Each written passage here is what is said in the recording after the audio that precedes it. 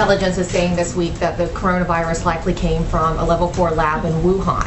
There's also another report that the NIH, under the Obama administration in 2015, gave that lab $3.7 million in a grant. Why would the U.S. give a grant like that to China? The Obama administration gave them a grant of $3.7 million. I've been hearing about that. And we've instructed that if any grants are going to that area, we're looking at it literally about an hour ago and also early in the morning.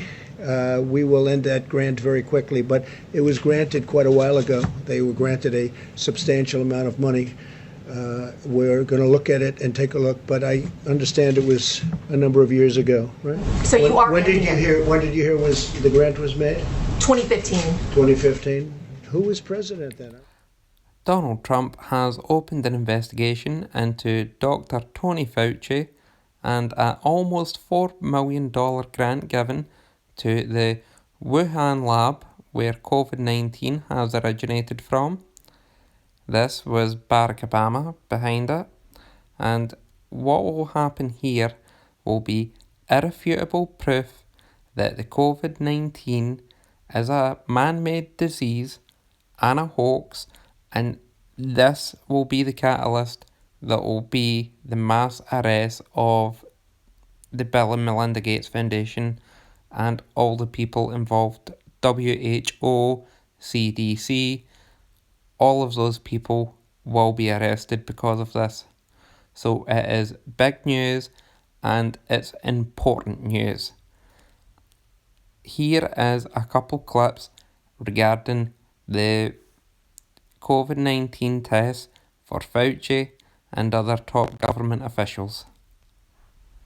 Several White House staffers and members of the Secret Service who work in close proximity to the president on a daily basis have now tested positive for COVID-19. We know that. Fox News also confirms one of them, as David just mentioned for us, is the Vice President's press secretary, Katie Miller, joining us to break down.